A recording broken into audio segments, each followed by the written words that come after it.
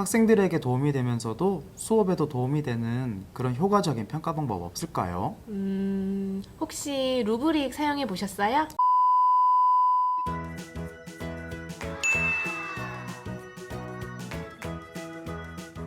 학생들에게 도움이 되면서도 수업에도 효과적인 그런 평가 방법 없나? 선생님, 혼자 무슨 고민을 그렇게 하세요? 네, 학생들에게 도움이 되면서도 수업에도 도움이 되는 그런 효과적인 평가 방법 없을까요?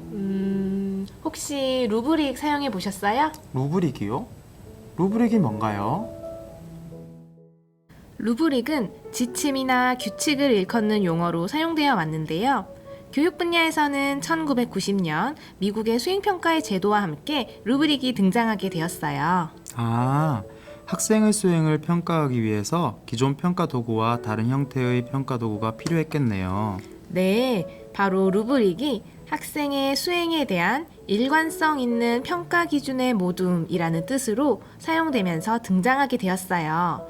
그러니까 루브릭은 학습자가 달성하기 바라는 구체적인 성취 행동에 대해 교사가 바라는 기대사항을 수준별로 모아 평가하기 쉽게 구분해 놓은 도구를 의미하는 거죠. 그렇군요. 수준별로 설명되어 있다니 루브릭은 학생을 평가하기에 좋겠네요. 그런데 루브릭이 학습자를 평가하는 데 사용하기는 하지만 단순히 학생의 수행을 평정하는 데에만 목적이 있는 것은 아니에요. 학생의 수행과 관련한 기준, 그리고 수행 내용을 잘 기술하는 데 초점이 맞추어져 있어요. 루브릭에 관심이 생기는데요. 좀 더 자세하게 루브릭을 알려주실 수 있나요? 루브릭을 단순화시킨 그림을 살펴보면서 말씀드릴게요. 루브릭은 과제명, 과제에 대한 설명 수준, 평가 차원, 평가 차원별 성취 수준에 대한 설명, 이렇게 5가지 요소로 구성되게 됩니다. 과제명은 과제의 이름이군요. 기말보고서, 중간고사 숙제 이런 이름이죠? 네, 과제명은 과제를 설계하면서 그 과제에 붙인 명칭이에요. 그런데 이때 기말보고서, 중간고사 숙제와 같은 그런 과제명보다는 과제 성격을 구체적으로 잘 드러내도록 전달하는 것이 중요해요. 예를 들면 대구 지역 인물 보고서 작성과 같은 이름 말씀이시죠? 네, 맞아요. 다음으로 과제 설명 보이시죠? 과제 설명에서는 학생들이 수행해야 할 성취 행동이나 수행 과제를 자세하게 설명합니다.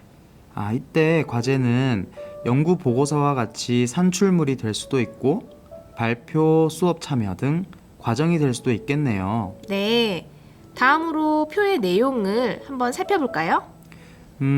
표의 가로축은 평정 수준, 세로축은 평가 차원이라고 되어 있네요. 네, 평정 수준부터 살펴보면 평정 수준은 성취 수준, 평가 수준, 평정 척도 등 다양한 용어로 불리는데요.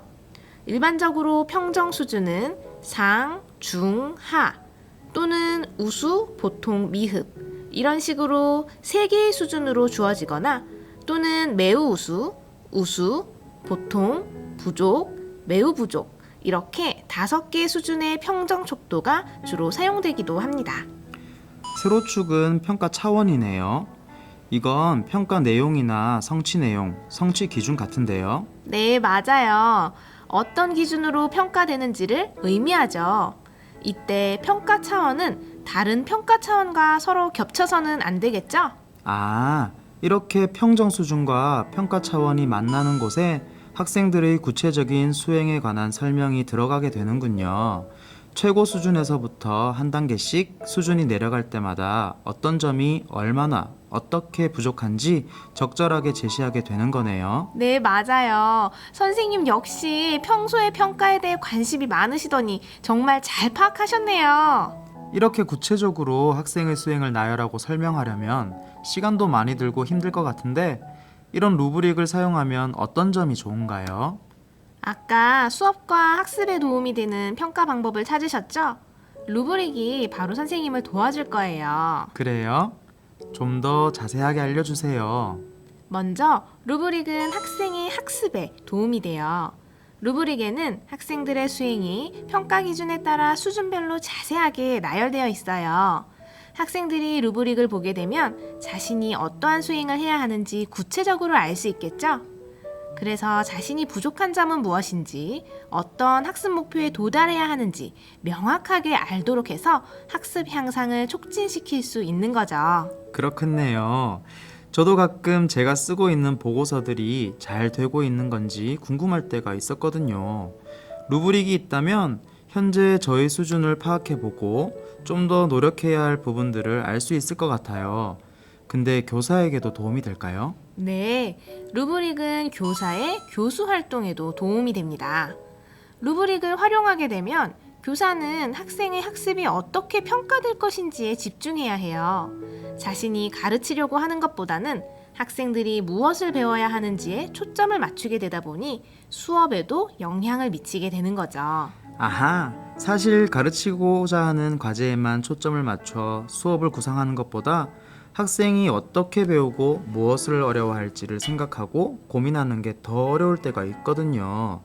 루브릭을 작성하다 보면 학생의 입장에서 생각을 하고 수업을 준비하게 되겠어요. 네, 결국은 루브릭은 수업과 평가를 조정하는 데 도움이 되겠죠. 또 한 단원이나 프로젝트를 위해 루브릭이 여러 과제에 반복적으로 사용되기도 하는데 학생들과 여러 차시에 걸쳐 피드백을 주고받는 과정에서 학생의 수행과 자신의 수업 활동을 돌아보며 수업과 평가가 조정될 수도 있습니다.